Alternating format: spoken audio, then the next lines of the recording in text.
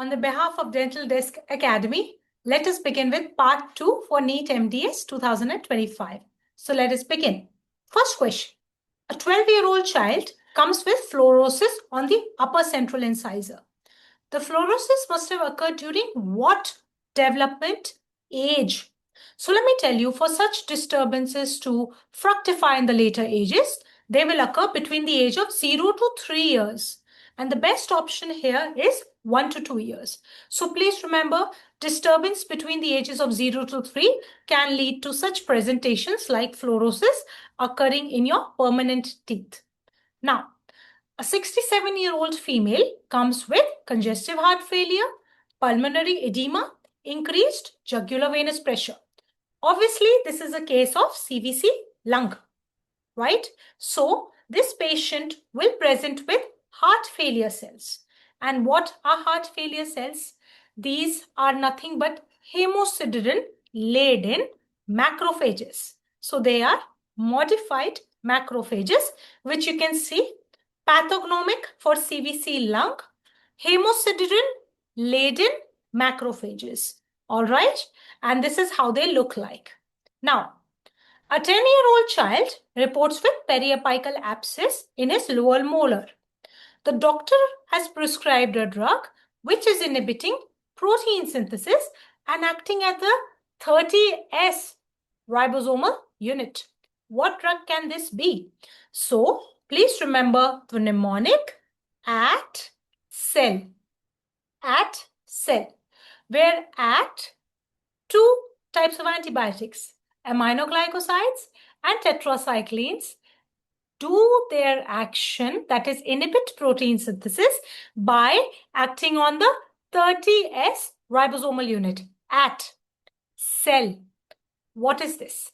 These particular group of drugs, the cell, they inhibit 50S ribosomal unit. They are chloramphenicol, clindamycin, erythromycin, lincomycin, and linezolid. So it is a cell with a double C and a double L. Please remember this mnemonic. We're going to have one more question later. All right. So at these will inhibit at 30S. Cell will inhibit 50S ribosomal unit. What is the maximum probing force for CPITN probe? If you remember, it is between 20 to 25 grams. And over here, the best option is less than 30 grams. Now, in Harwold analysis, the mandibular length is measured from. So let me tell you that when it comes to mandibular length, generally in most of the analysis, they take somewhere from gonian to the most, anterior point, right? Like Poconian or Gnathian, right? But in Harwold analysis, the mandibular length is taken from the TMJ to the Gnathian. As you can see here, from the TMJ to the most anterior Gnathian, right? So please remember, for Harwold analysis, this is the mandibular length, not from gonian, but from TMJ.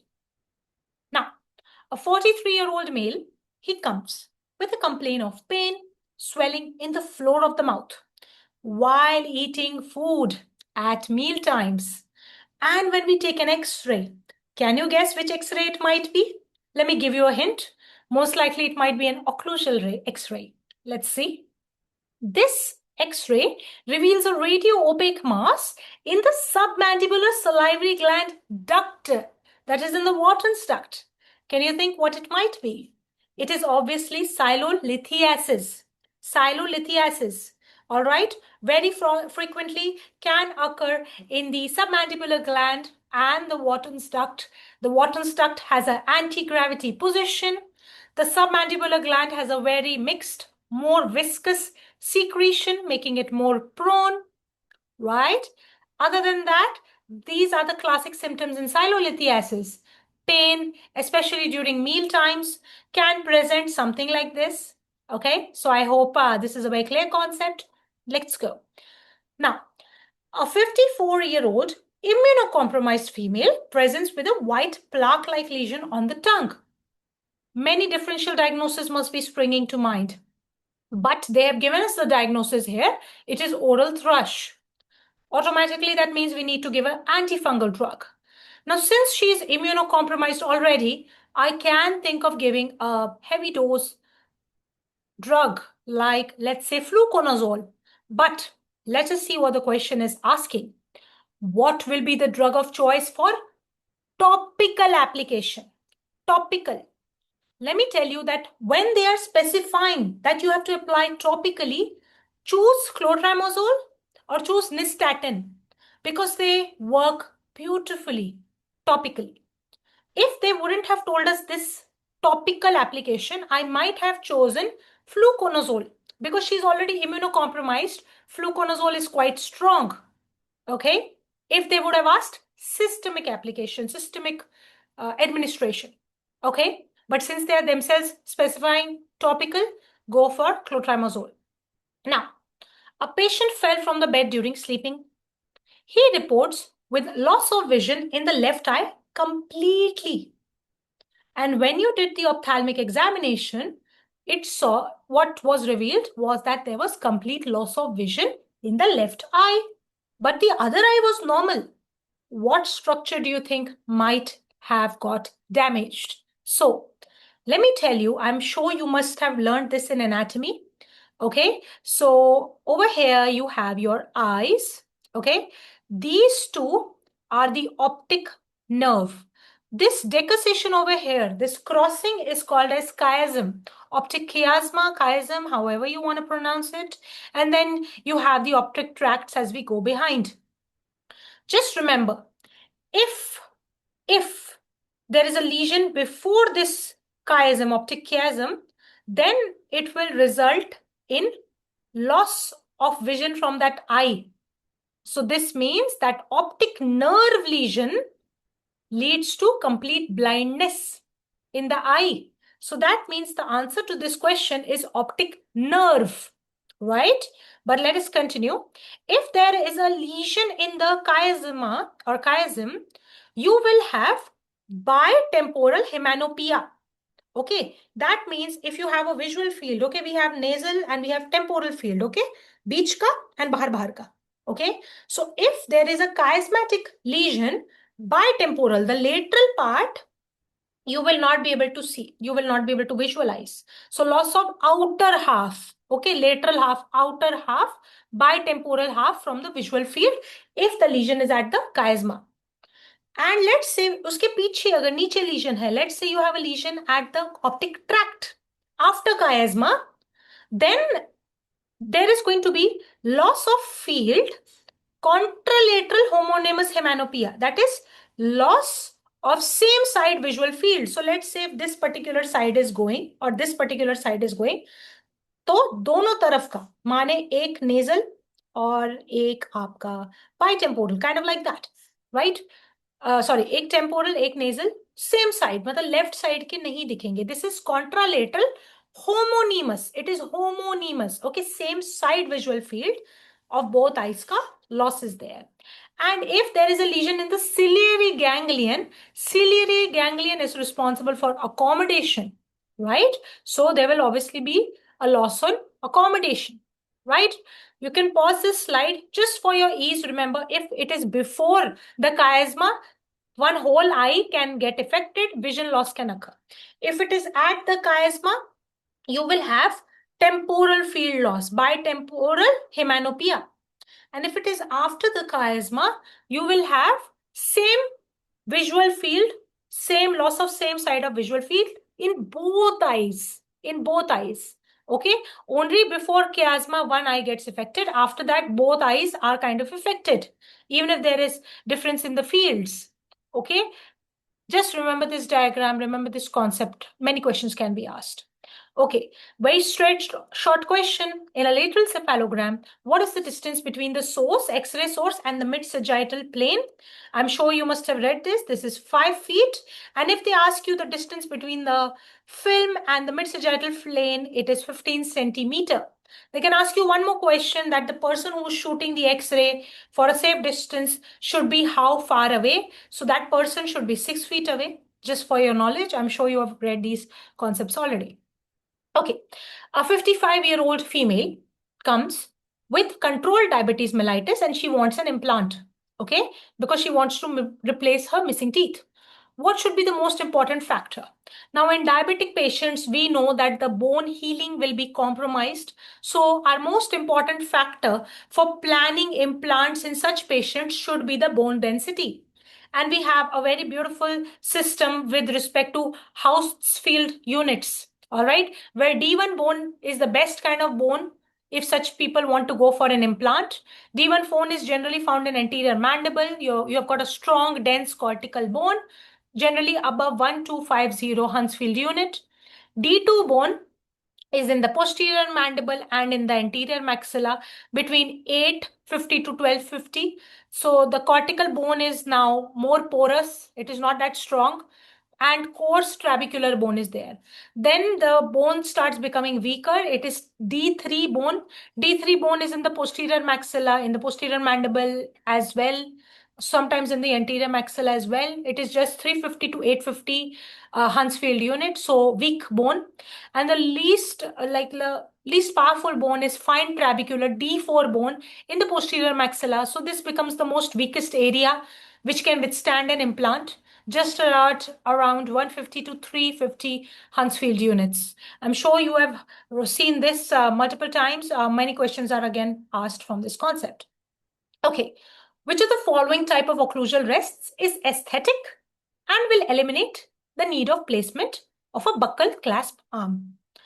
So, if you look at the options for aesthetic, always remember intracoronal rests will always be more aesthetic, because in intracoronal rests we require much less hardware, okay, whereas in auxiliary rests, in extended occlusal rest, interproximal rest, like this is intracoronal, you can see, more aesthetic, placing it within the confine of your crown, intracoronal, right? Intracoronal is placed within the contour of the tooth, okay? It will not have any extensive external clasp assembly, okay, making it more aesthetic. Auxiliary occlusal rests will have additional support, will have more metallic part.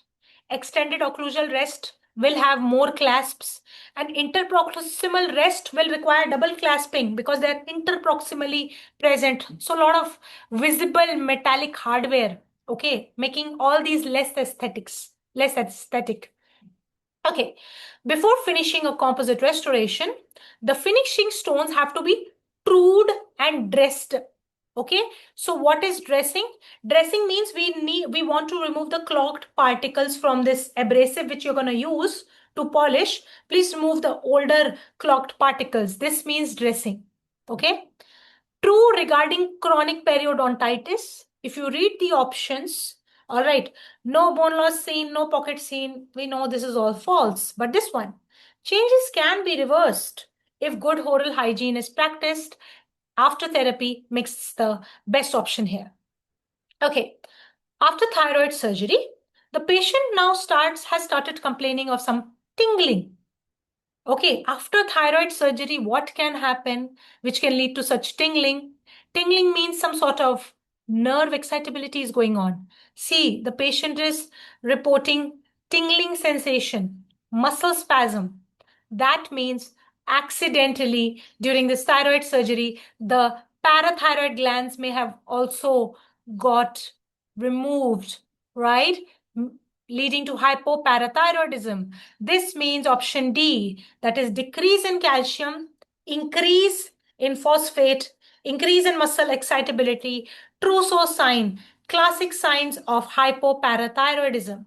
In hypoparathyroidism, since parathormone won't be there, it will fall.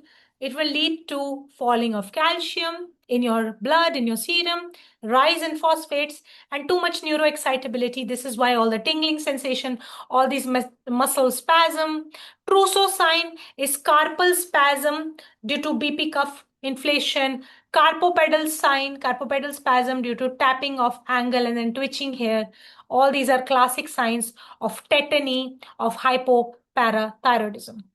Okay, a 64-year-old chronic smoker, he reports with a non-healing ulcer on the lateral border of the tongue. Okay, we know where this is heading. The lesion is squamous cell carcinoma. Okay, now what is the most important prognostic factor? Can it be histology? Yes, important, but is it that important for prognosis? Perineural spread? Okay, important, but let's see other options. Size of tumor, yeah, okay. And then depth of invasion. Depth of invasion is very important. It is so important that now it has been incorporated in modern staging systems. Why is depth of invasion, DOI, so important? Because depth of invasion के ऊपर जितना ज्यादा depth है tumour का उतना more recurrence, survivability, prognosis becomes worse, and even lymph node metastasis is more aggressive. Okay, so depth of invasion will reflect how far the tumor cells have infiltrated, penetrated, okay, making it the most important prognostic factor amongst all the options given. Just wanted to show you a diagram. We all have always read that floor of mouth cancers are very notorious. You can see how many, areas they can invade. This is a buccal carcinoma, still lesser areas it is invading. You can see how notorious it is. Just wanted to show it to you. Yeah, the areas of spread. Okay, marker for Hodgkin's lymphoma, very direct question. You have to remember such values is CD 15 and 30. Identify the anomaly seen in the radiograph. So this is a mandibular molar. Okay, you can appreciate these wide mesiodistal roots, but can you appreciate this weird lingual root? It might be short, appears quite trilacerated kind of thing, twisted, but it is a lingual root. This is radix endomolaris, very frequently in mandibular molars. Okay, phenytoin can lead to, I think we have been reading about this since time immemorial, if you will. Where we know drugs like cyclosporine, phenytoin, nifedipine, lots of groups of drugs can cause gingival hyperplasia, fibrosis in the gingiva. So you need to remember this. What are the A's of tobacco cessation? So the A's of tobacco cessation are first ask, okay? Ask the patient their history, how frequently they have been, and since how long have they been doing tobacco smoking. Then advice, then really assess. You need to assess whether the patient is really ready to incorporate and change and not. Then you assist and arrange. Okay, if the patient is themselves not interested, it's kind of a wasted effort, right? So these are the A's of tobacco cessation. You can go to the other options, but we are short on time, so let's begin. Okay, a patient got laminates done from a dentist a week back. Then he went home to his relatives and his friends told him the teeth look blue. What is the cause? So have you heard of a term called metamerism? Okay, now what must have happened that we need to use natural light. Okay, as dentists, you should try always to use natural light. The dentist here must have used some white fluorescent light. Such fluorescent lights have yellow and red in the spectrum accentuated. So it looks very warm. The tooth would have looked warmer tones. Okay, the tooth would have looked yellowish, reddish. So, the tooth would have looked more yellow and red than it really was, right? So the dentist must have chosen a cooler color जिससे ये yellow ना लगे, because he did the shade matching not in natural light but in white fluorescent light जिसमें yellow and red were accentuated. Okay, and because the dentist ended up using a cooler shade, in natural light the cool tones look more blue.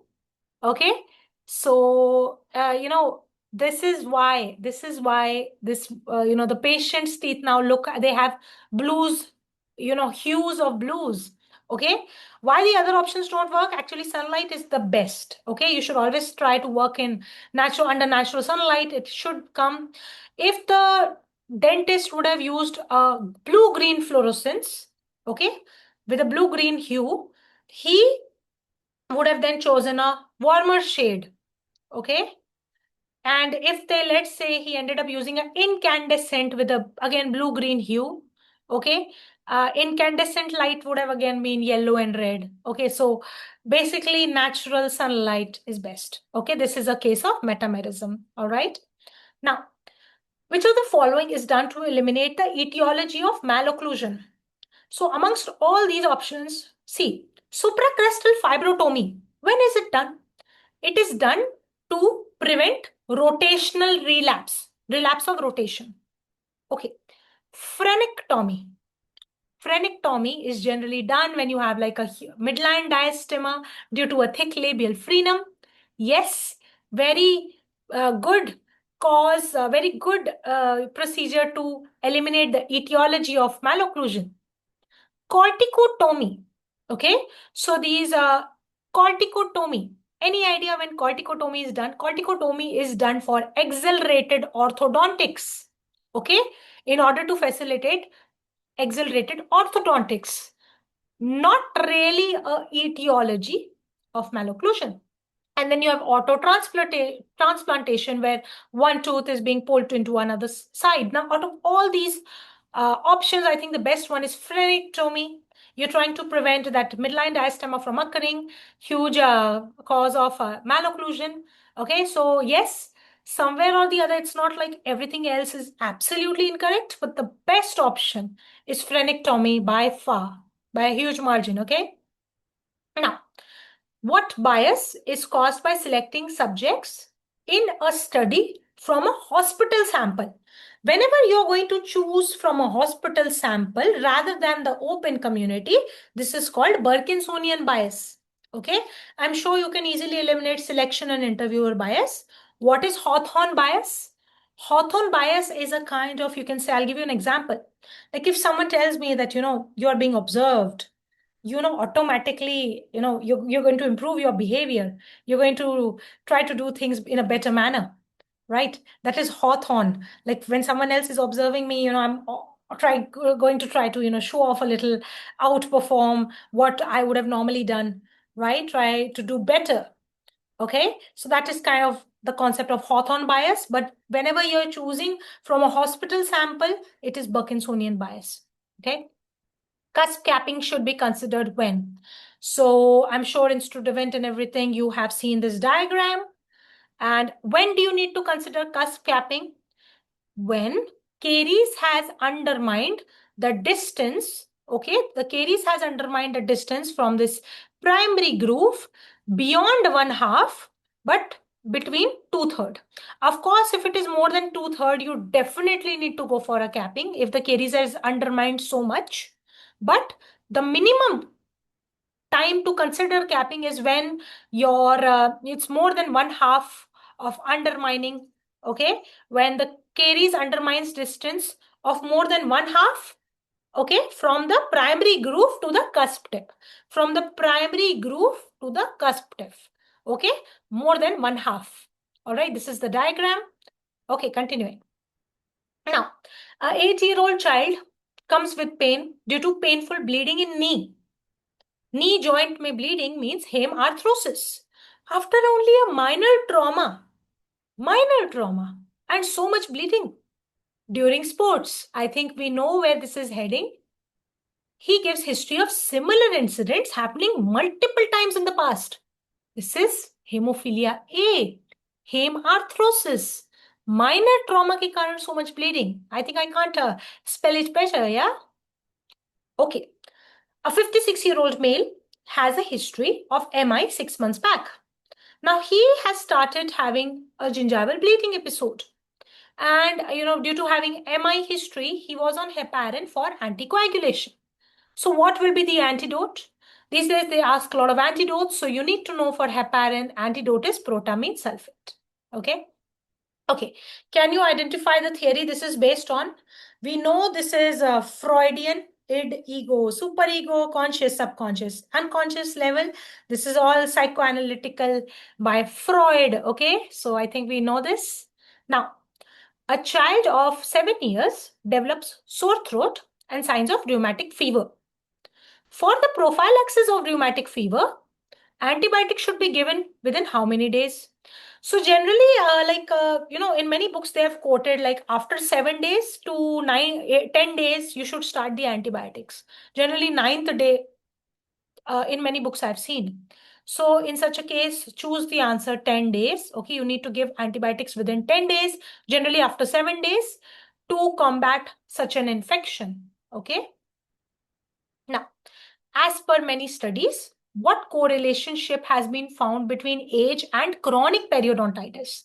So it is not a direct etiological risk factor, but it is a background risk factor, associated factor.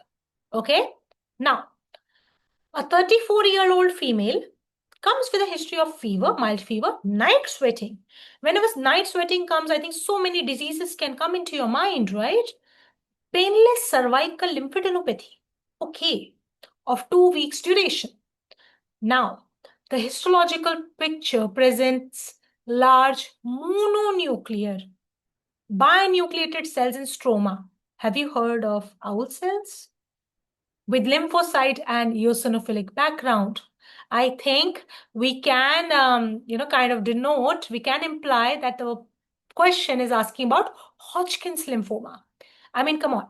Painless cervical lymphadenopathy, mild fever, night sweating, these owl cells, I think, they are definitely talking about Hodgkin cells. So they're asking you, such a tumor will have positive markers. We know that for Hodgkin's lymphoma, you have CD13 and 30, and that is your answer. Okay. During a dental surgical procedure, during retraction, the female patient developed bleeding from gingival sulcus. So what will you do? So you need to give a styptic. Okay. So I think out of all the options, gelatin foam is the best styptic. Okay. It will control your bleeding. Which product used in pharmaceutical industry is the common cause of AKI? This is acute kidney infections. Globally, now I know this is not something which many of us may have like gone through, but you need to know that DEG, diethylene glycol, very notorious for causing acute kidney infection. I think you can learn this. Okay. Now, one couple system when determinate force vector is seen with the use of. Okay. So what is the meaning of one couple with a determinate force vector? Okay. So this means that you're going to have one force. All right. You can see it over here. One force and one couple, one moment. Okay. So that means, when force and couple, when they coexist together, we won't only be having force, we will be having the magnitude, we will be having a vector, a direction, and a point of application. So it's a very good system. It's quite predictable. It's quite balanced. Okay. There are no complex forces here. We are going to have very controlled movements, controlled tooth movements. And generally, this one force and this couple, they are used in intrusion and extrusion mechanics. Okay. And this is called as a cantilever spring. You can see this is a cantilever spring mechanism. Okay. Where one force, one couple, okay, where you're going to use it for intrusion and extrusion. Why not the others? So utility arch, I don't have a picture here, but you can Google it. Utility arch is very complex force systems, okay? Multiple forces can occur. You're not having those predictable movements. Three-piece intrusion arches will have two cantilever in the anterior segment. It is very complex. It's not that defined like one couple. And then you have finger spring. Finger spring is very redundant, very simple, very less controlled, okay? Force direction will really vary. We don't have that greater control. So that's why you can eliminate the other options. Okay, you can pause this slide, and this slide for reading further. But let's continue.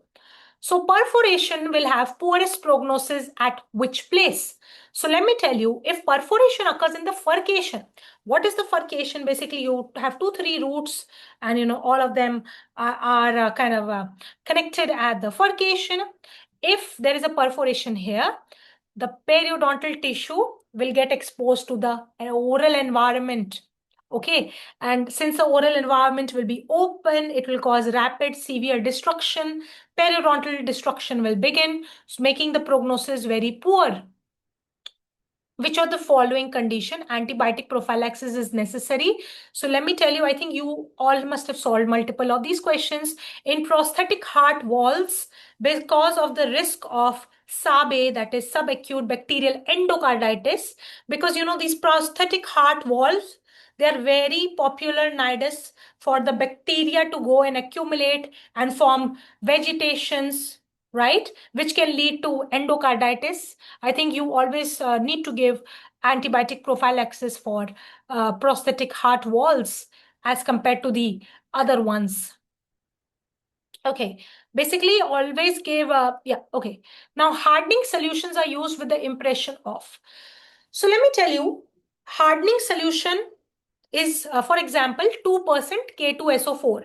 2% potassium sulfate is a hardening solution.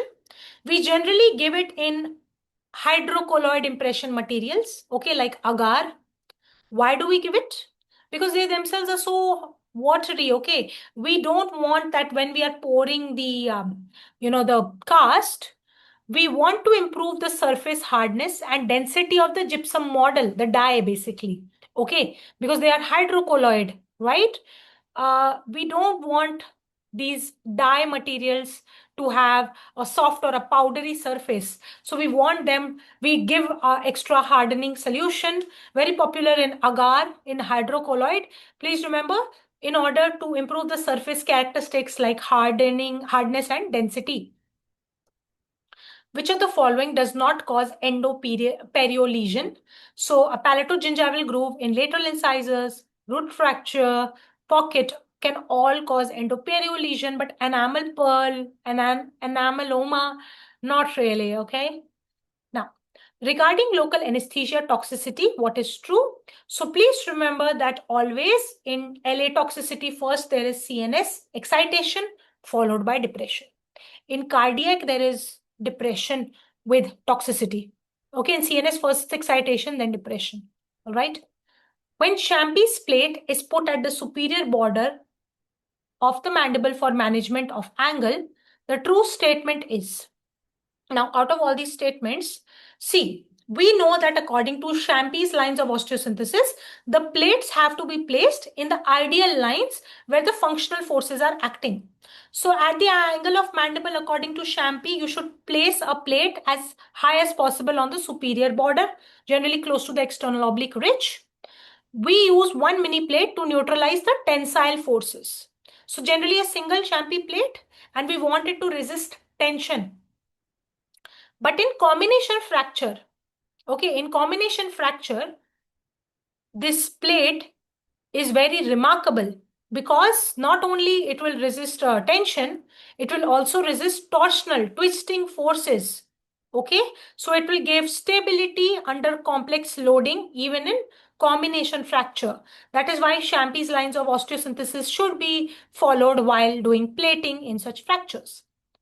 What rule is used for spatial orientation of objects in IOPA? You must have heard of Clark's rule, Slob rule, same side lingual, opposite side buccal. Okay, so the Clark's rule is important amongst all for spatial orientation of objects in IOPA. A 32-year-old male comes to OPD with swelling of throat, fever, pain, following infection of a lower molar. I think we know where this question is going to take us. The floor of the mouth is elevated.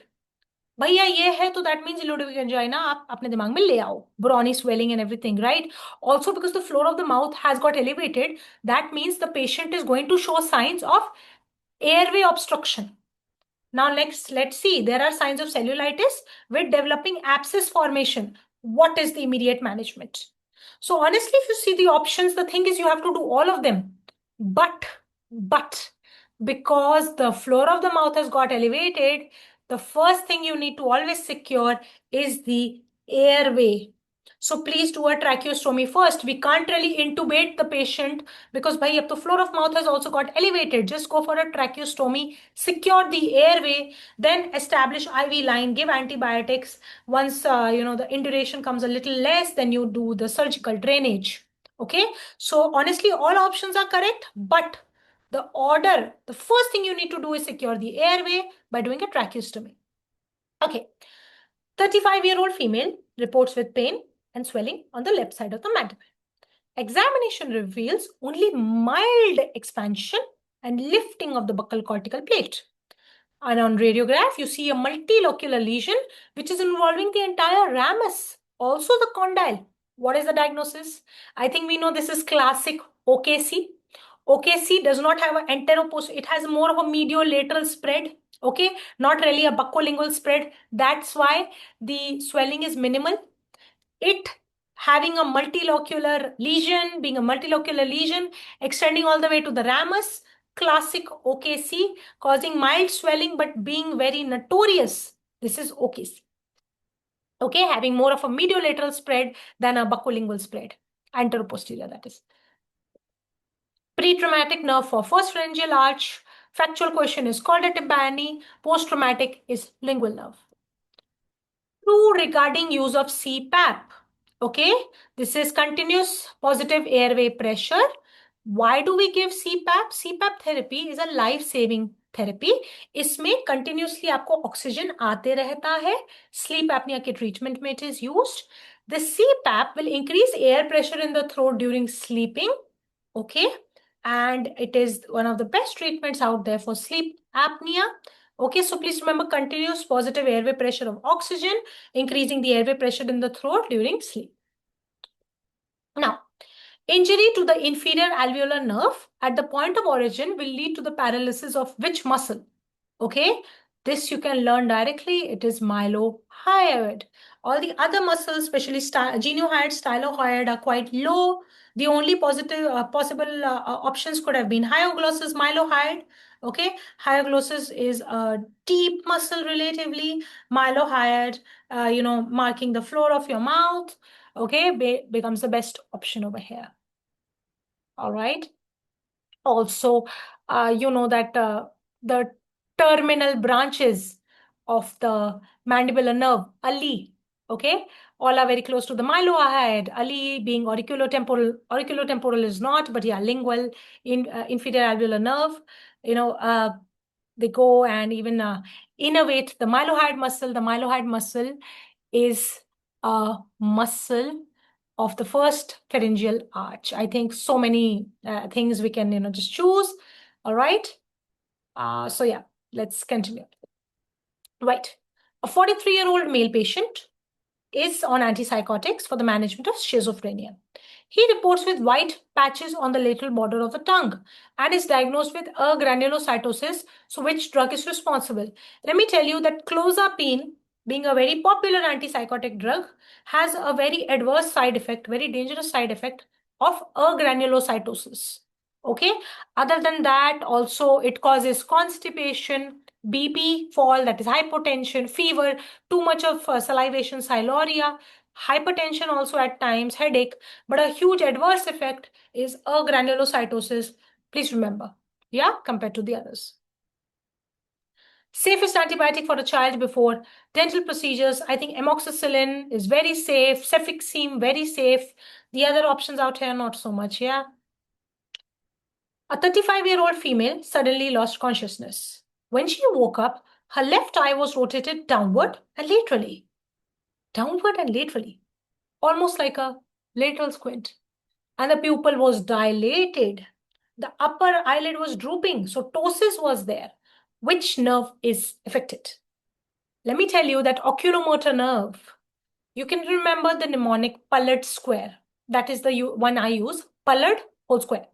So if oculomotor nerve becomes damaged, these 6 things happen. Ptosis, propoptosis, lateral squint, loss of accommodation, diplopia, and dilatation. You can see all the signs are here. They're talking about a lateral squint. Dilatation is here. Ptosis is there. 3 signs they have already mentioned. This is classic oculomotor nerve palsy. Okay? Now, caries promoting mineral. Out of all the options, selenium is caries promoting. The others generally, lessen the caries, okay? Most common cause of failure of free flap. So when you're doing a cancer surgery and a free flap fails, let me tell you the most common cause is generally venous thrombosis. Infection is a cause but occurs after many days. Anastomosis leakage is rare. Arterial thrombosis, yes, can occur, but the most common cause is venous thrombosis. It is much more common than arterial, thrombosis. Okay, see, veins are low pressure systems. They are thinner. So basically what happens in venous thrombosis, the blood enters via the artery in the free flap, okay, but it is not able to drain. And because it can't drain, it will lead to edema, cyanosis, congestion, and due to the congestion, the blood vasculature will fall and the flap will get necrosed and fail. So venous thrombosis is the most common cause of free flap failure. Others are also causes, but rarer. Radiograph used in nasal bone fracture for nasal area, Waters view. If you're going to use a 2D based radiograph, Waters view is the best, I think, amongst all, yeah. Referred pain from tooth occurs due to C fibers. Slower pain, more chronic pain, again due to C fiber transmission. Impulse around C fiber. Main muscle responsible for power stroke. So power stroke is like chewing, grinding, masseter. Very powerful muscle. A child who is allergic to penicillin G should receive what antibiotics? So if you can't give penicillin G, then you can't even, you should not even go for cephalosporins because cross sensitivity might be there. You go for a clindamycin in such cases. In these type of quantitative, what is a quantitative discrete data amongst them? So quantitative means that it's not going to occur in points. It's going to be a whole number. So out of this, temperature and blood pressure obviously go out, right? Now let me tell you, you have discrete data. Okay, discrete is like a whole number. Continuous can be decimal and all, right? So temperature and blood pressure are continuous. But age and actually even total DMFT, they occur in whole number and are actually both discrete data. So honestly, both of them were correct. But our age in years is a classic example of discrete data. DMFT is, but in dono mein less powerful. Okay, so you choose age in years for this question. A 63-year-old farmer who has edentulous in mandibular arch for many years, reports a non-healing ulcer in the lower anterior lingual vestibule. Okay. Histology shows granuloma with budding yeast and eosinophil. Okay budding yeast माने fungal वो है ठीक है तो fungal हो जाता है तो obviously actinomycosis is out next he was diagnosed with a fungal infection and was treated with itraconazole. What will you choose? How do you choose? So obviously, सबसे पहले let's jot it down. Let's jot the points. Elderly farmer. Okay, that means he's prone to the sun exposure. Also, he must be walking barefoot. So might be coming in contact with bird droppings, bad droppings. This histoplasma thrives in such droppings. Okay. The signs, the oral manifestation of histoplasmosis are literally chronic non-healing ulcer. Also granulomatous inflammation. Budding yeast forms, eosinophil present. So this is classic histoplasmosis. So let me tell you, histoplasma capsulatum is found in soil. It is found in these droppings, bird dropping, bat dropping, seen in farmer, cave explorer, rural people who walk barefoot. Okay, actinomycosis, you took it out because it is bacterial. Mucormycosis, they wouldn't have described as budding, but they would have described as non-septate hyphae. Okay, and it wouldn't have been a chronic ulcer. Mucormycosis, we know, black fungus, very aggressive.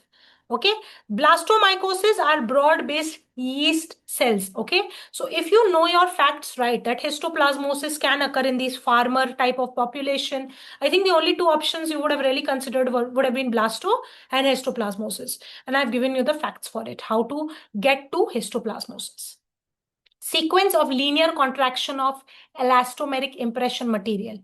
So contraction, always remember, condensation silicone, a lot of contraction, followed by polysulfide, followed by polyether. Addition silicone, I've always reiterated, most remarkable, best properties out there. I'm sure you have read this concept very frequently. A 23-year-old female was injected with penicillin for a surgical procedure, following which she developed breathlessness and hypotension. Guys, this is classic type 1 hypersensitivity due to penicillin. The blood pressure has also fallen. What will you administer? Obviously, for such a case, you have to go for adrenaline, epinephrine, life-saving drug. Why? Adrenaline has three actions. Prominent alpha 1. So ये vasoconstriction करके BP बढ़ाएगा, number one. Next, we also need to treat the bronchospasm which is occurring. So you need B2 action, you need bronchodilation. Okay, so all the life-threatening complications will get reversed. Why didn't you choose the other options? Noradrenaline would have only corrected the BP due to vasoconstriction. Okay? Atropine is given in bradycardia, not in such conditions. And phenylephrine again would have not treated the breathlessness, the bronchodilation. Only adrenaline is remarkable enough to do that. Okay. Amount of tooth exposure during social smile to the amount of crown height. This is evaluated by Morley's ratio. So Morley's ratio is percentage of incisor show on post smile with respect to the crown height. This is the smile index, the area between the vermilion border during social smile. Okay. Smile arc, I think you know what it is. Bolton's ratio is definitely out of this option race. We know what Bolton's ratio is. Okay. A 47-year-old man who was driving a car met with an accident during which he banged his head on the dashboard. Now, he was tested positive for alcohol, he was incoherent, non-cooperative, and you could not rule out the cervical spine injury. The GCS score has come 9, okay? So how should you prevent the worsening of a possible cervical spine injury? In such a case, yes, we need to secure the airway, etc., etc. The first thing you need to do is not prevent the worsening of cervical spine injury. So you give this patient a cervical collar because that collar will immobilize the spine. It is a part of your ATLS protocol, primary survey. Okay, yes, you need to go for CT MRI. Yes, you need to intubate, but like we would have intubated the patient, but in none of this, airway compromise seems to be that urgent. Jitna cervical spine immobilization needs to be. Okay, if yes, the symptoms would have been there of airway compromise, we could have first gone for airway, but first here, in such a kind of trauma, always suspect a C-spine injury, immobilize first, and then you do all the investigation and stuff. Okay, if airway was threatened, howsoever, we would have gone for an airway securing procedure. Okay, so how do you identify the stage of amylogenesis? So if you know, amylogenesis has total of 6 stages. Sorry, 6 stages. I remember it by the mnemonic MOFMPD. MOFMPD. First stage is morphogenic stage. I have kept the stages here. So just for your ease, let's just see some features just so we can recognize. Okay. So first is morphogenic. I think you can see in morphogenesis, nothing too concerning, very normal, cell architecture. Now in organizing, please notice that the cell has become longer. And very important is polarity has got reversed. So your Golgi material and everything goes here, and the endoplasmic reticulum, everything has got reversed from the normal cell. Okay. Also in organizing, a layer of dentine is going to get laid very soon. So organizing is important for this. If you see this dentine diagram, this is organizing stage. Now in formative stage, now try to see this pattern. Doesn't it look like a keyhole? So it has a keyhole kind of pattern, and you can see these tomes processes have come, and slowly enamel formation is beginning. So this is how formative is coming. Now for the other one, this is maturative phase. In maturative phase, you can see now the tome processes are out. They're not there anymore. Okay, and you can appreciate these microvilli. Okay, this is not there in any other place. Please remember, microvilli only in maturative, right? Okay, and then you have this protective kind of stage in which now the cementum will be coming, the hers will be there, Hertwig epithelial root sheath will break, okay, and radicular dentine will also get laid down. Okay, from A and E, you can see that this one is much more broader. This is like a oblong shape over here. And finally, you have Morph Muppet. This is desmolytic stage, shortest size. Okay, stimulation, the inner enamel epithelium here will be stimulating the dental follicle, and tooth eruption will be coming soon, actually, shortly. Tooth eruption will be coming soon. Proper enamel has got laid down. Okay, so how can we recognize this particular stage with this? So as you can see, I can see microvilli. Okay, Tomes processes are not there. That means this is maturative. And that is the option we will go for, maturative. Okay, pause this slide again quickly so far. In morphogenic, everything is normal cell, nothing too remarkable. Over here in organizing, you have long cell, reverse polarity. In formative, you have keyhole pattern, you have Tomes processes. In maturative, you have microvilli, okay, and Tomes processes are out. In protective, it has become oblong. Some sort of cementum should be coming. Some sort of Hertz breakdown should be there. And finally, in desmolytic, proper enamel has come. Tooth eruption will be coming on soon.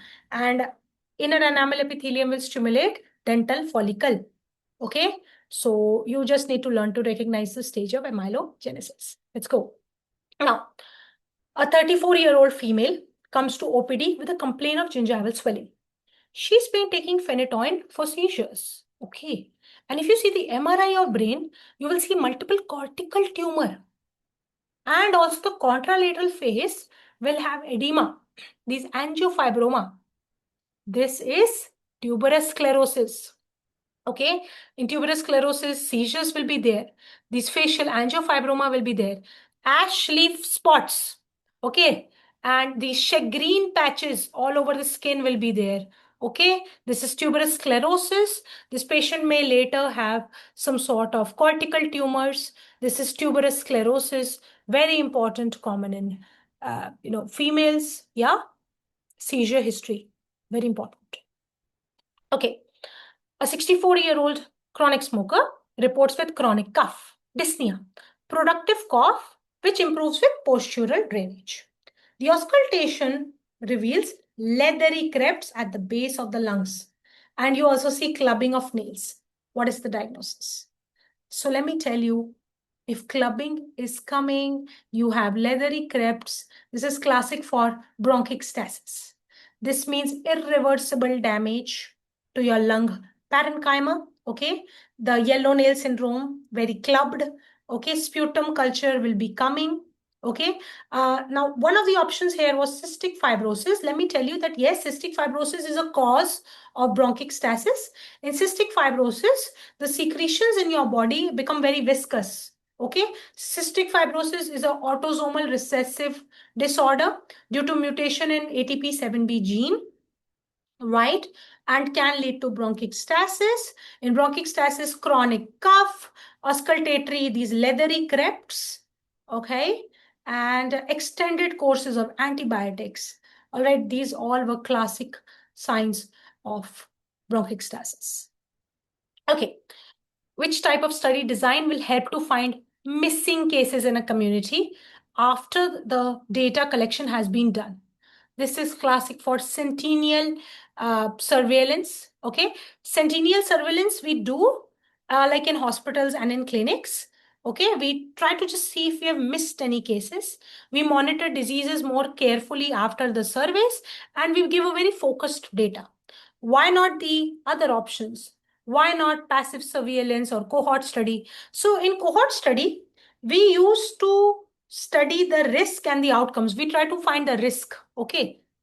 All right. In passive surveillance, we again depend on routine reporting. All right. And general surveillance is not a very specific term.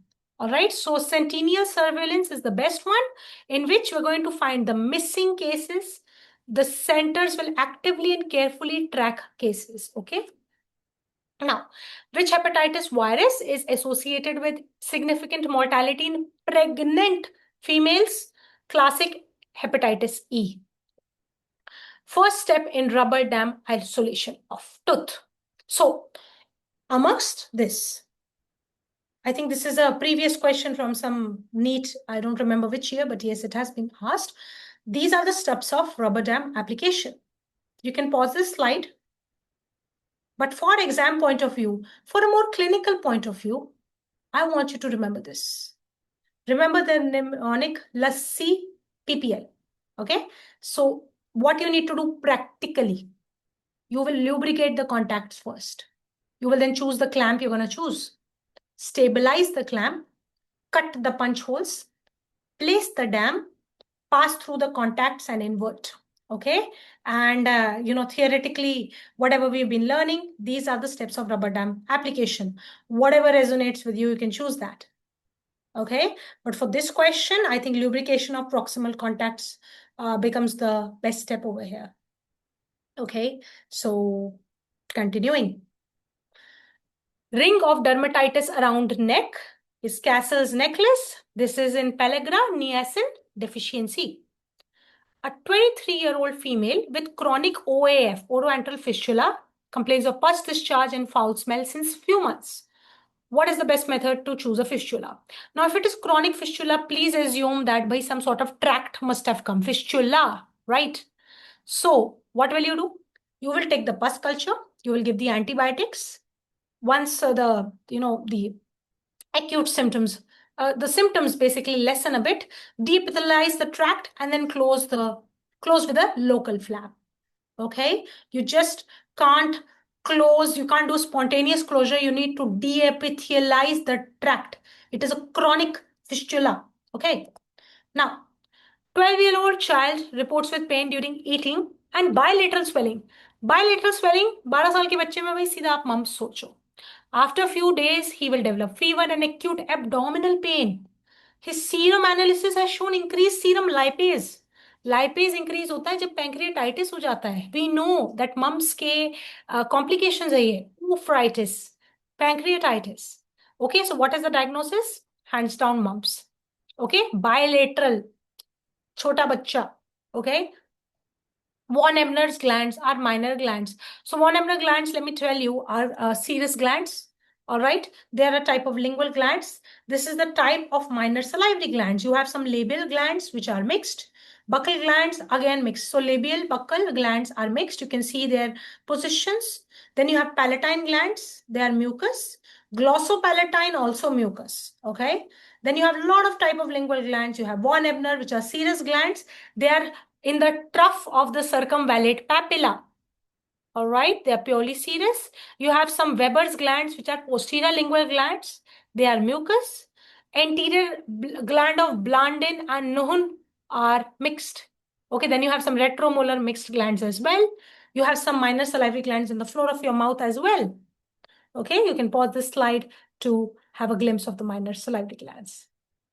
Okay, Kuttner tumor. So Kuttner tumor is a type of tumor of submandibular gland.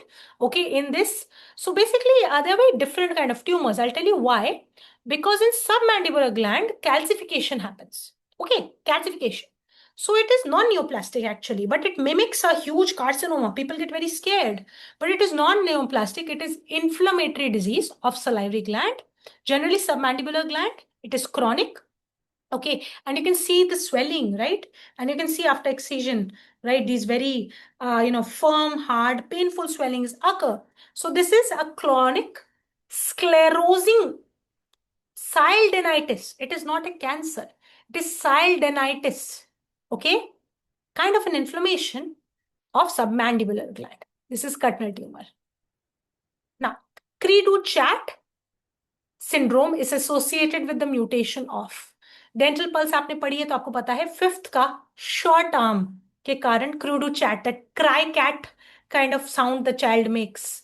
Okay, now let me tell you, it is short arm of fifth chromosome. And let me tell you, due to mutation in this, the P arm is a shorter arm. P is short, Q is longer. P पहले आता है words में, तो P is shorter arm, Q is longer arm. Okay, so that is what the answer is. In designing a occlusal rest seat for molar teeth, the marginal ridge को reduce किया जाता है, okay, by 1 to 2 mm to accommodate for width and depth of rest. Yes, after creating the rest seat, we'll round the line angle. Why do we do this? Why don't we keep it sharp? We round it Because we want enough bulk for the metallic rest. We don't want those sharp points जिसके कारण fracture होगा. We don't want the metal to get fractured. Okay, we want to ensure sufficient bulk for the metallic rest. We don't want sharp angles. So we want to basically reduce the risk of the fracture, which is option A. During making of electroformed dies, impression is coated with silver powder. Why silver? Because we want to increase the conductivity. Okay. Now, which drug causes euglycemic diabetic ketoacidosis? Factual question याद रखिएगा. SGLT2 inhibitor जो रहते हैं, okay, they are known to cause euglycemic diabetic ketoacidosis. इतना ज्यादा इनका sugar high नहीं होता. 200 250 में ही आपका डायबिटिक कीटोएसिडोसिस होने लग जाता है. Okay, huge side effect of SGLT2 inhibitor. Vermilion and Gallagher formula. So this is the Vermilion and Gallagher formula. Okay, F is 0.34 by E.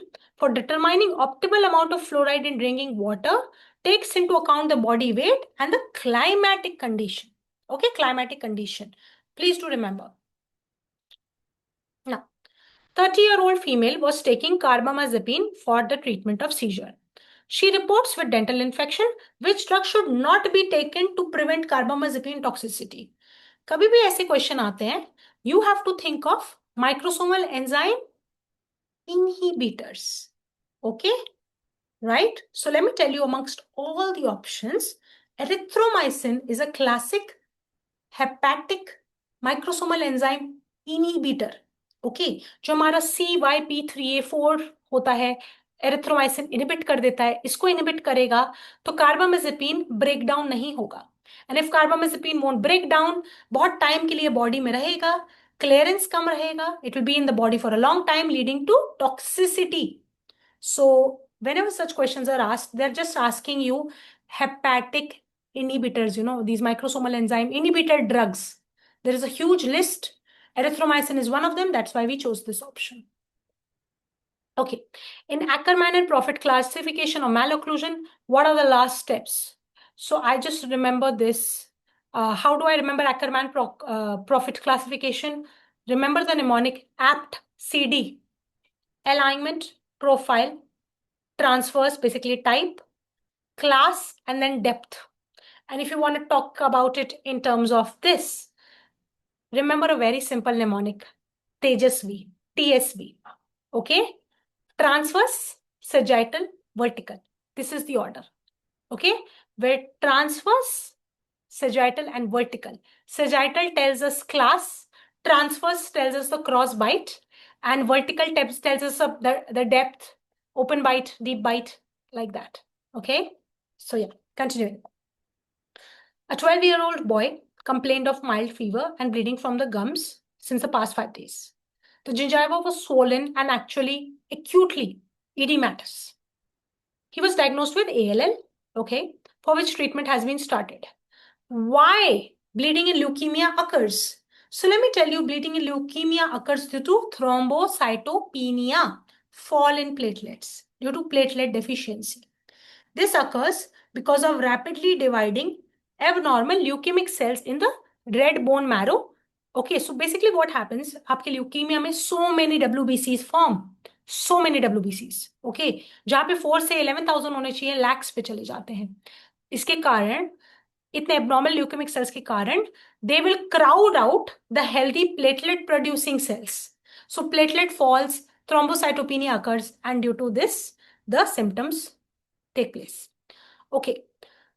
A 54-year-old HIV positive male presents with a non-scrapable white patch on the lateral border of the tongue. The CD4 count has also fallen. What condition is this? Guys, even by seeing the picture, we can diagnose it's oral hairy leukoplakia. And we know that Epstein-Barr virus is a very huge cause of this. In bone marrow aspiration, hollow marrow. So hollow marrow, when during tap out, you're not getting anything, it can indicate two things. Either aplastic anemia or myelofibrosis. In options में aplastic anemia. The other thing could have been myelofibrosis. Periodontitis in diabetes is the sixth complication, is associated with an increase in, guys, red complex, P. gingivalis T. denticola. Okay, I think I don't need to explain it further. We must have read about this multiple times.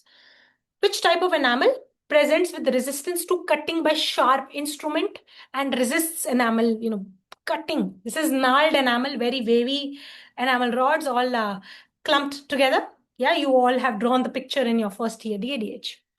A young child, I think ये photo से ही हमें पता चल रहा है, young child है, fever, neck swelling है. After a few days, multiple small ulcers है with a yellow base. Guys, this is herpetic gingiostomatitis, very common in young children. Okay, this is self-limiting. बस hydration वगैरह देंगे, supportive treatment देंगे. Okay, by this picture itself, you can diagnose. Okay, after polishing a layered composite restoration, dentist used stones with various degree of grits. So which of the following will give the strongest bonded abrasive? Which type of abrasive will be strongest? Sintered, virtuous? Okay, so let me tell you, sintered abrasives are very strong because all the abrasive particles, they are fused together. Okay, so इसके कारण sintered वाले सबसे ताकतवर रहते हैं. Virtuous bonded are mixed with a glassy. Virtuous is always glassy, ceramicy, cold pressed together, and then they are fired to fuse with the binder. They are also strong, but not as strong as sintered ones. Resin bonded are either cold or hot pressed, then heated to cure. Rubber bonded are also similar to resin bonded in terms of strength. Okay, you might have read this concept. All right, you can pause this slide for reading it one more time. A new pharmacologic agent was formulated which affected the vascular tree of the renal system. Okay, this question, because it's first year physio, let's get into it. Now, एक ऐसा agent दिया गया जिसके कारण renal system got affected. Okay, it caused an increase in glomerular filtration rate and FF, filtration fraction. तो अगर GFR बढ़ रहा है and filtration fracture बढ़ रहा है, which system is getting affected? So, let me tell you. See, if GFR is increasing, all right, and what is filtration fraction? So let me tell you, this is filtration fraction, okay? Filtration fraction is nothing but GFR upon renal plasma blood flow. मतलब blood flow is decreasing. क्योंकि देखो, filtration fraction is GFR upon renal flow, renal plasma flow. इस question में तो told us that filtration fraction is increasing, and GFR is increasing. Since renal plasma flow is inversely proportional, that means ये घट रहा होगा. Okay? So इन तीनों को मिला के this can occur in only one place, efferent arterioral constriction. क्योंकि देखो, माने क्या, प्लाज्मा में रीनल ब्लड फ्लो नहीं हो रहा है बट फिल्टर बहुत हो रहा है, जीएफआर बहुत ज्यादा है, फिल्ट्रेशन फ्रैक्शन बहुत ज्यादा है. दैट मीन्स कि आपकी जो ईफरेंट जाते हुए जो वेसल है, efferent arteriole must be constricted. इसी के कारण ब्लड फ्लो नहीं है वहां पे, and blood is not actually able to leave the glomerulus easily. It's not that it can't come, it is not able to leave. Efferent arterial constriction, not dilatation, constriction, leave नहीं हो पा रहा, blood जा नहीं पा रहा. Okay, इसके कारण रीनल प्लाज्मा फ्लो कम हो गया है, ये कम हो गया है तो फिल्ट्रेशन फ्रैक्शन एंड जीएफआर बढ़ गए हैं. So this is the best option here. Okay, efferent arterial constriction. Why not the others? अगर वहां एफरेंट आ नहीं पाता, अगर ब्लड आ ही नहीं पाता, एफरेंट कंस्ट्रिक्शन होता तो जीएफआर कम होता. अगर एफरेंट डायलिटेशन होता, ओके, तो ठीक है, जीएफआर ज्यादा था but filtration fraction would have been normal. Efferent अगर डायलिटेशन होता तो जीएफआर तो कम होता क्योंकि निकल जाता सारा. Okay, that's why the best option is efferent arterial constriction. Constriction है तो ब्लड नहीं फ्लो हो पा रहा है, फर्स्ट जा रहा है, तभी जीएफआर ज्यादा है, फिल्ट्रेशन बहुत ज्यादा है बट प्लाज्मा ब्लड फ्लो नहीं है. Okay, you can pause this for a better understanding.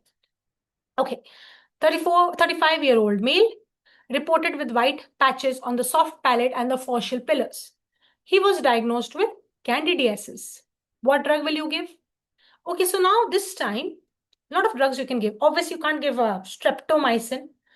First two options अच्छे हैं, कौन सा चूज करें? Okay, हम अभी भी क्लोट्राइमाजोल ही चूज करेंगे. यहाँ पे nowhere they told that immunocompromised है.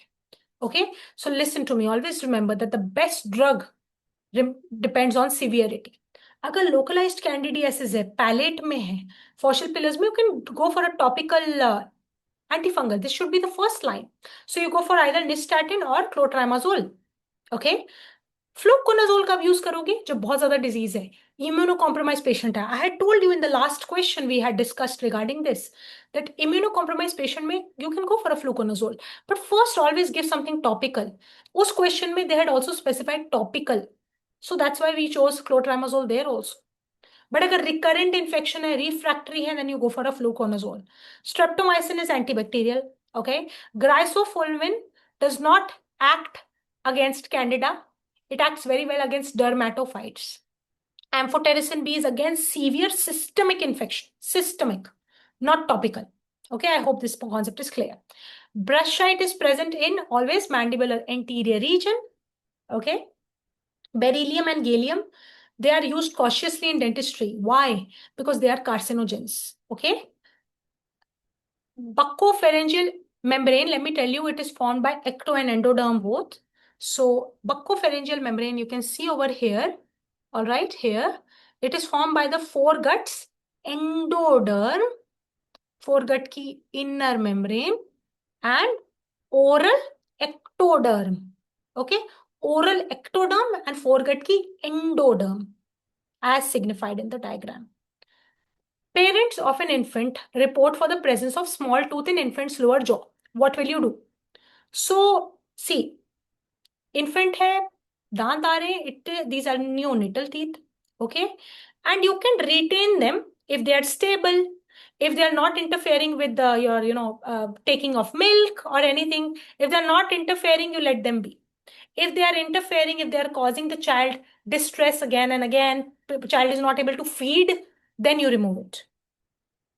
Thermoplasticized GP cannot be given in. So obviously thermoplasticized GP, usko aap inject karne wale, it will be very viscous, it will be flowing. You can't give it in open apex, because open apex means agar apex आपका खुला है and आपने डाल दिया ऊपर से, apical extrusion will happen. Okay, so in such cases, you have to first perform an apexification. You have to have a apical plug before obturating the canal. Okay, so that is why heated thermoplasticized GP is not really given in open apex. Unilateral cleft lip occurs due to due to inability of non-fusion of maxillary process and median nasal process and maxillary process. Okay, a 53-year-old patient underwent neck dissection for removal of lymph nodes. Hours later, he developed pain and swelling. What is the cause? So, तुरंत हो रहा है, उसी दिन हो रहा है, कुछ घंटों में हो रहा है. It is hemorrhage. Infection is a later cause always. Okay, and he is developing pain and rapid swelling. Okay, classic hemorrhage. What proportion of values lie within 2 times the standard deviation? I think we know this chart. So if it would have been just 1, you would have gone, this is Z value based, right? So this would have been 68.27 along two standard deviations, along 2 times the standard deviation, it is always 95, right? 0.95. And amongst 3, so this is 2 standard deviation, and amongst 3, it would have been 99.73. I think we know this chart.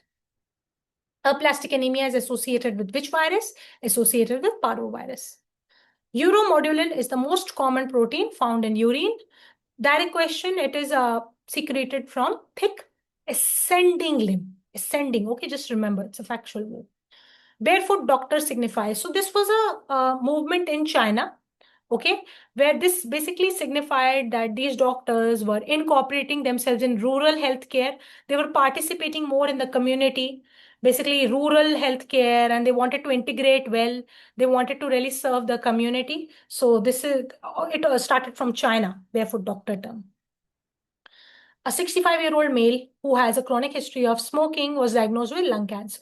His blood analysis shows raised calcium levels, which suggests of a paraneoplastic syndrome.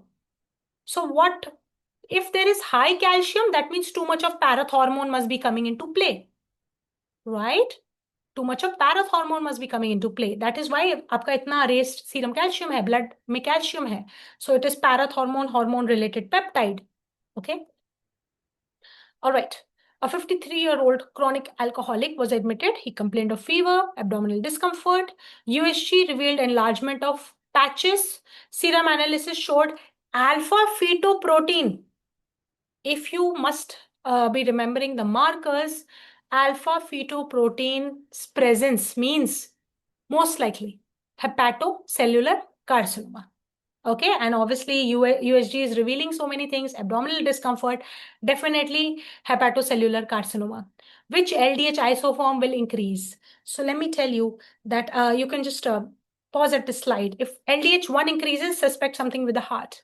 If LDH2, suspect something with the RES, reticuloendothelial system. LDH3 is for lungs. LDH4 is for kidney, placenta.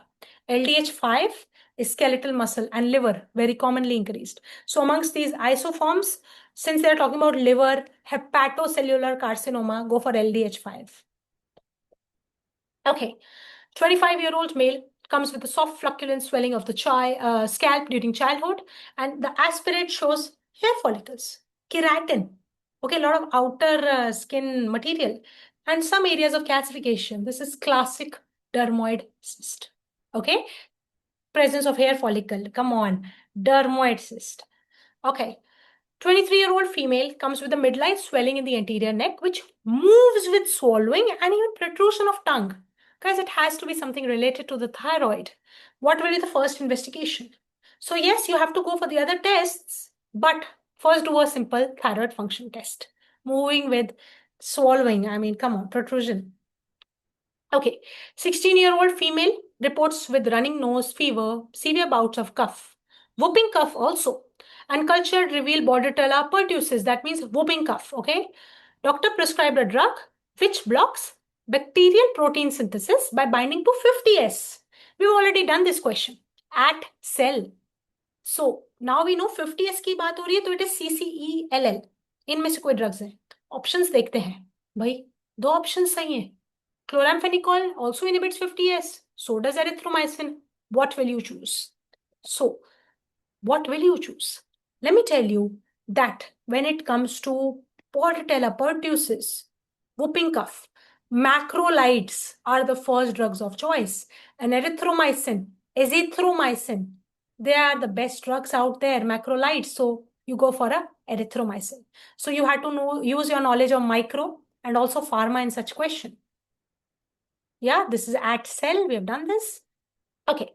36-year-old female complained of painful lesions in the oral cavity and even the genital lesion. Oral examination showed vascular lesion with bloody diarrhea symptom. Guys, this is classic Behçet's disease. In Behçet disease, you have OGO. Okay. You have oral ulcer. You have genital ulcer. You have also ocular problems, uveitis. Okay. Bloody diarrhea. Okay, and vascular symptoms. So classic Behçet's disease. Okay. Now, an anterior bite plane, we know anterior bite plane is a removable orthodontic appliance worn over the upper front teeth to correct. This is an old ortho-based question to correct deep bite. Okay.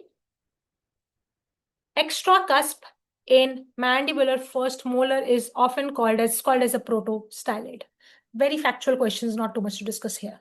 Okay, 63-year-old female comes with oral, vaginal and ocular lesion. भाई अभी तो Behçet disease पढ़ा, उसमें भी तो यही था. Let's continue. There are adhesion between bulbar and palpebral conjunctiva.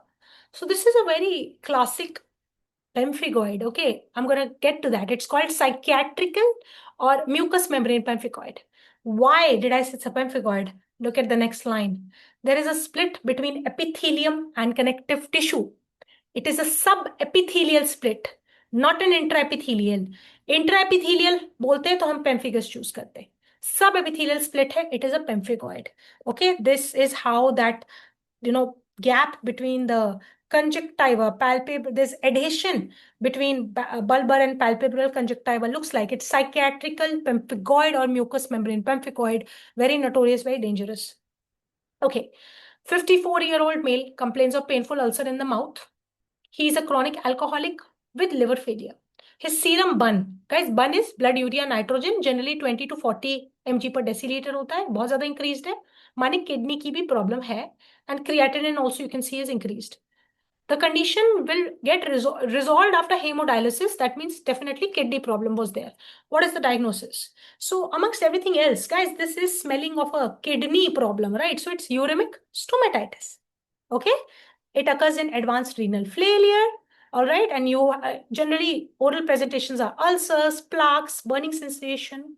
Okay, now a 43-year-old female was operated in the neck for hemithyroidectomy. After a few hours, she complained of difficulty in swallowing, and there was evidence of fluid aspiration in the trachea. There was loss of sensation of the larynx above the vocal cords. What nerve has been damaged? I mean, if they wouldn't have even given the other thing, बस ये last में पूछते तो भाई वो भी हमें पता है. Vocal cord के ऊपर sensation is by internal laryngeal nerve. Vocal cord के नीचे it is by recurrent laryngeal nerve. And add का question है. So you go for internal laryngeal nerve. Okay. Which of the following parts acts as the dilating instrument of the forceps during forceps extraction? So let me tell you, it is always the beak of the forceps. इसको dilate किया जाता है. क्या करते हैं forceps extraction में? beak को tooth के cervical region में engage करते हैं and extend करते हैं थोड़ा socket में अंदर की तरफ, and then you apply those rocking movement, buccolingual. Okay. So this beak will transmit force to the alveolar bone. Okay, we are doing those rocking movements. It will cause expansion of the socket. Okay, and then the periodontal fiber will break down and your tooth will loosen. Okay, and so please remember the beak of the forceps are the dilators. All right, 10-year-old child comes with complicated crown fracture with incomplete root and vital pulp. What will be the treatment of choice? Okay, let's analyze. Right, 10-year-old है तो मतलब immature tooth होगा. Okay, incomplete root and vital pulp. Okay, thank God. Pulp is vital, guys. Pulp is vital. Okay, so you want an immature tooth है, an incomplete root formation है. So we want apexogenesis and we want pulpotomy. Right? Obvious सी बात है. Right? देखो 10-year-old child, immature tooth. Complicated crown fracture ठीक है तो मतलब pulp निकला होगा, एक्सपोज हुआ होगा. एक्सपोज हुआ है तो पल्पोटमी ही करनी पड़ेगी. ठीक है, बट वाइटल पल्प है माने एपेक्सोजेनेसिस का चांस है. Okay, we because we always want कि पल्प की vitality we want to maintain, we want कि रूट कंप्लीट हो जाए खुद से. So we do apexogenesis pulpotomy. Okay, pulpotomy में only remove coronal pulp, you keep radicular pulp vital and let the radicular pulp lay down, help in laying down the future root. Okay, 5-year-old child reports with loss of second primary molar lower E. What should be done? भाई 5 साल का बच्चा है, second primary molar गिर चुका है. Okay, आपको पता है अभी तो फर्स्ट मोलर परमानेंट भी नहीं आया है, स्पेस मेंटेन करनी पड़ेगी, which is what it is. Yeah. After hemimandibulectomy, the jaw will deviate to one side. If it is deviating to one side, that means unopposed lateral pterygoid movement is there. Lateral pterygoid का काम होता है to pull the mandible forward and to the opposite side. Okay? अगर एक side acts alone, it will always deviate the mandible to the opposite side. Okay? Lateral pterygoid. Lateral pterygoid is the only muscle of mastication, right? Which is going to help in the opening, right? With the also associated with your supraheads, correct? Only one lateral pterygoid will function. Remember, it pulls the mandible to the opposite side. Now, 8-year-old child presents with fever, rash on skin for last 48 hours. Then he develops intraoral multiple vesicles, yellow vesicles in color. What is the diagnosis, guys? This is classic chicken pox. Okay. वो देखो, flow देखो, fever, rash, vesicles. These vesicles have a classic dewdrop on rose petal appearance. Okay, fever, rash, and then you have yellowish vesicle, which will kind of rupture, form ulcer. Chickenpox goes through a lot of stages, right? A lot of crusting, right? So yeah, chickenpox, classic. 45-year-old female complains of pain, fever with few days after dental extraction. Okay. She's diagnosed with infective endocarditis after extraction. Culture shows gram-positive alpha hemolytic streptococci with green-yellow. By green-yellow जहाँ पे आया आपका streptococcus viridans is there. Okay, and it's causing infective endocarditis. We don't need to. I'm sure you must have read this multiple times. because it's alpha hemolytic colony. Zygomatic arch, best seen in jug handle view, that is submentovertex view. We decrease the exposure time by 1/3. Disadvantage of inlay wax, too much high coefficient of thermal expansion. Fibrous gingival enlargement, I told you 3 groups of drugs, nifedipine, phenytoin, cyclosporine, yeah. Factor responsible for neoangiogenesis, new blood formation is, blood vascular formation is VEGF. Okay, very classic questions. Overhanging margins on the mesosurface of maxillary first molar. Guys, we know maxillary first premolar. Come on, there's a mesial developmental groove there. Okay, वहां पे अगर ये overhanging margin चला जाएगा दिक्कत हो जाती है, right? Scalded skin syndrome, okay, due to staphylococcus, very dangerous, occurs due to epidermolysin. Epidermolysin. 26-year-old female, she reported with fever, abdominal night, फिर से night sweats, axillary lymphadenopathy. By again, it is talking about Hodgkin's lymphoma. They've asked multiple questions this time. Multiple nuclei with indentations, with basophilic cytoplasm. Come on. Oh, wait. They have said multiple nuclei with indentation. Axillary lymphadenopathy.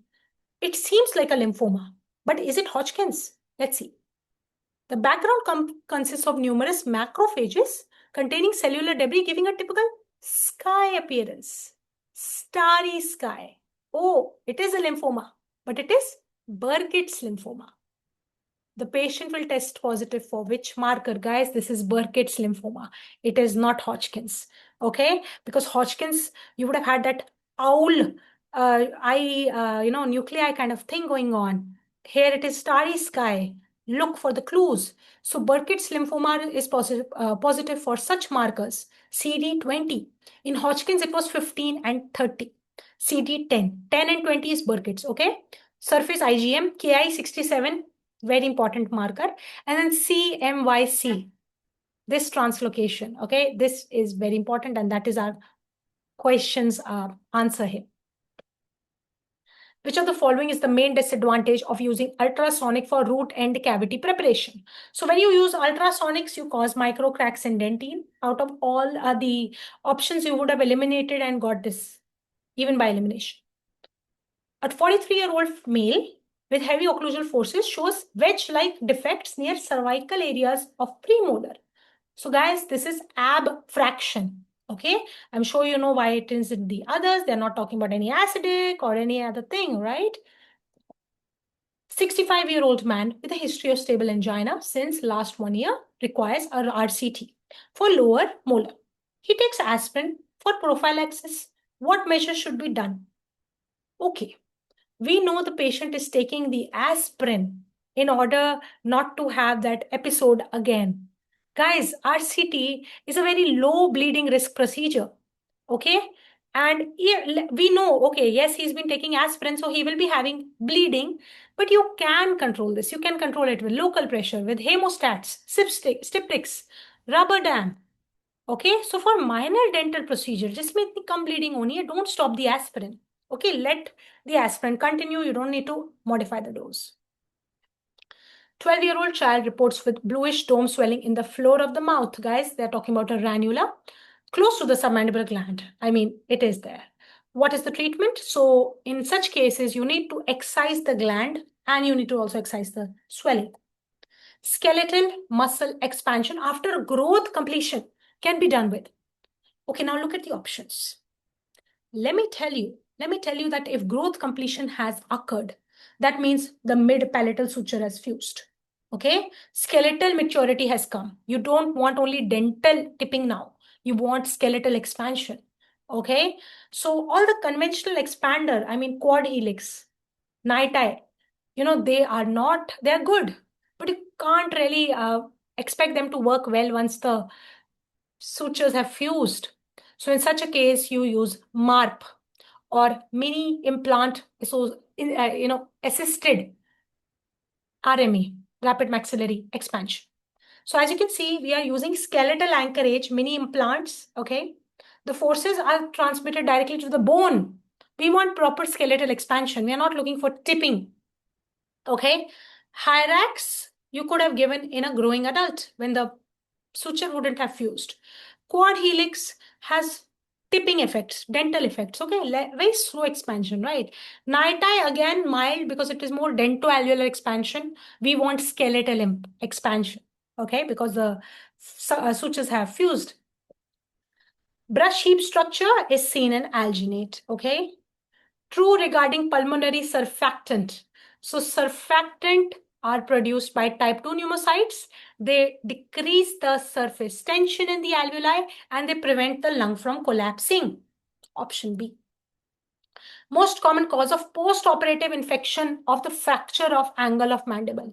So post operative infection let me tell you, तो पहले तो मैं ये बता दूं कि angle of mandible मतलब third molar आसपास था, वहां पे अगर फ्रैक्चर हुआ है so that means the third molar, you know, that whole area is communicating with the oral environment.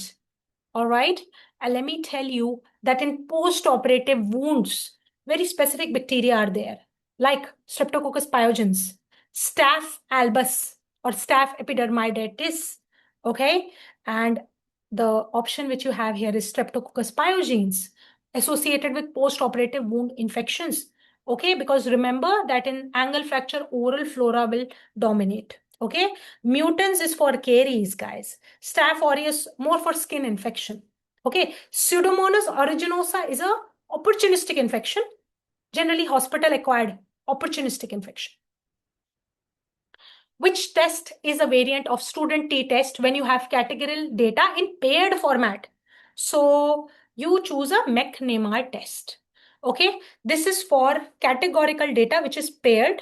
We generally use a 2 by 2 table.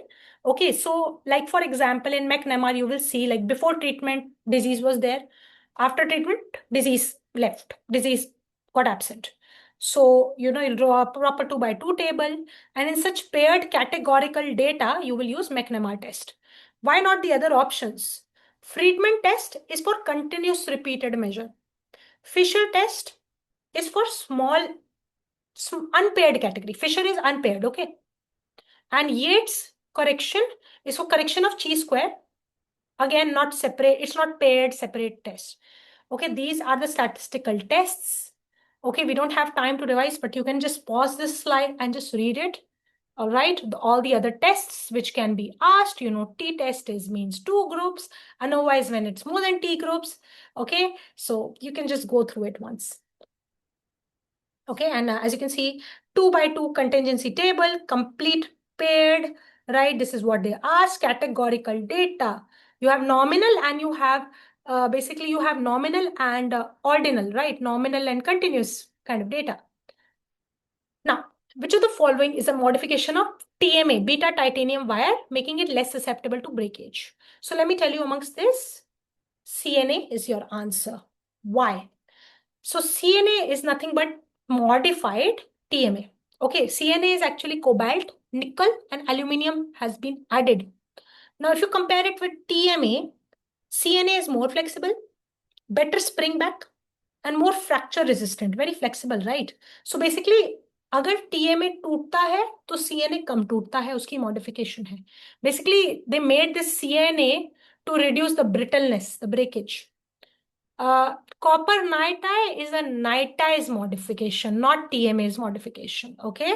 And the dual flex over here, okay, dual flex cable basically, they are not beta titanium, they are multi-stranded wire, बहुत सारी wire को एक साथ clump करके, okay? Now, 12-year-old child reports with a discolored maxillary left CI. Okay, there is history of trauma 5 years back, all right? Vitality reveals that all so many teeth are non-vital. Okay, 12-year-old माने अभी भी immature था, but इस बार non-vital है, non-vital. Tooth 11 has an open apex, okay, obviously immature था, with thin dentinal wall, and there is inverted mesodens also. Which of the following treatment will not be suitable? Guys, we can't go for like a pulpotomy and apexogenesis this time because they are non-vital. Okay, कोई मतलब नहीं है. They will not be able to form the root. So yes, you can go for epexification, you can go for revascularization, you can go for surgical exploration, but apexogenesis you can't. Pulp is non-vital. Revascularization is actually the best one. Okay, if you had to pick one option, क्या करना है? Go for revascularization. Okay, immature, non-vital. छोटा बच्चा है 12 साल का, open apex है, immature tooth है, but non-vital है. Actually, revascularization is good. Apexification, yes, it forms that apical barrier, but even a better option will be revascularization. Surgical exploration, okay, you have to do it for that mesodens or whatever it is, that defect, dens invaginatus, whatever is lying inside. Okay, but you can't do apexogenesis, non-vital. Cleft palate, bird face deformity. So bird face, cleft palate, guys, kind of class 2 thing gonna go on. Mandibular retrognathia. This is Pierre-Robin syndrome. Yeah. A young female came to OPD, had brown colored teeth. Okay. Loss of enamel due to chipping and abrasion. Okay. Enamel bhi gaya. Brown opalescent teeth. Radiographs shows pulp obliteration. This is dentinogenesis imperfecta. Her brother also had a similar problem. Dentinogenesis imperfecta is autosomal dominant. Okay, what is the diagnosis? Why not the others? Dentine dysplasia mein you would have had rootless teeth, root nahi hai. Okay, amylogenesis imperfecta mein you will not hear of this pulpal obliteration. Regional odontodysplasia में ghost teeth होते, इसमें तो कहीं नहीं लिखा है. Okay, so again summarizing it, dentine formation में problem है, इसीलिए एनामल भी चिप ऑफ हो रहा है. Teeth are appearing opalescent, that brownish gray.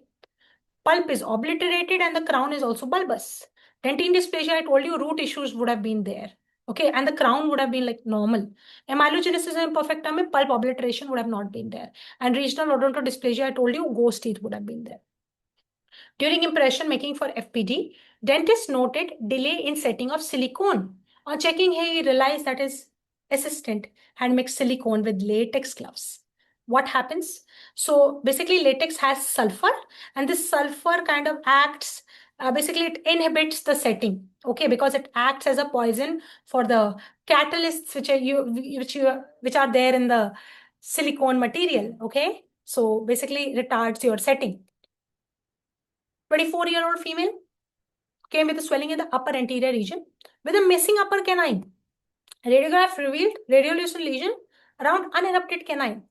Guys, this is 2/3 tumor, AOT.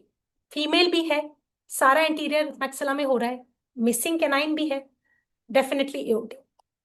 23-year-old male, no previous history of TMJ problems, reports with sudden occurrence of inability to open mouth. Okay.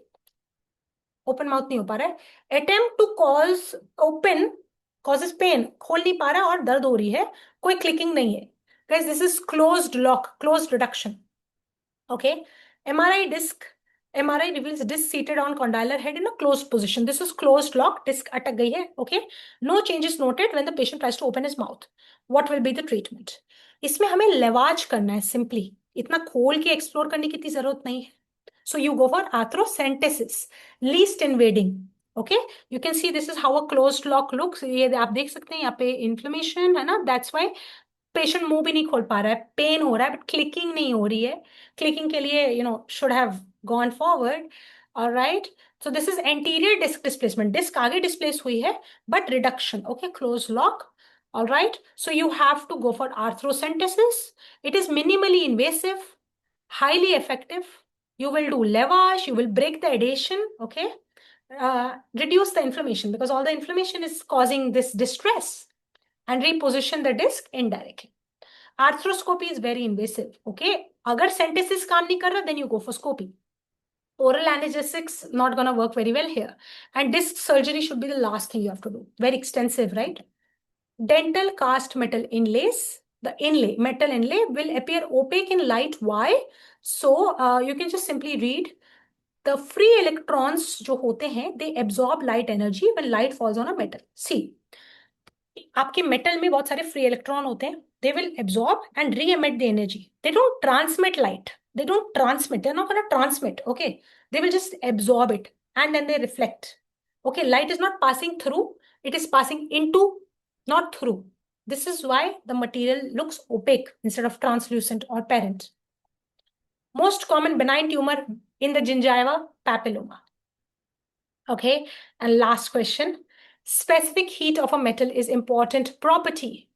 क्यों? किस चीज के लिए?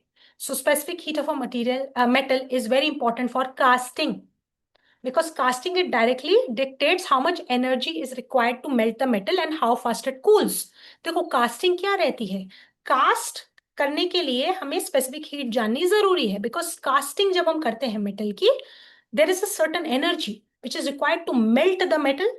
Okay, metal को cast करोगे तो वो melt होगा, वो फॉर्म लेगा, जो भी आपने इन्वेस्टमेंट के अंदर जो भी फॉर्म, जो भी शेप थी वो उसका फॉर्म लेगा, and then during cooling, during solidifying वो श्रिंक भी करेगा.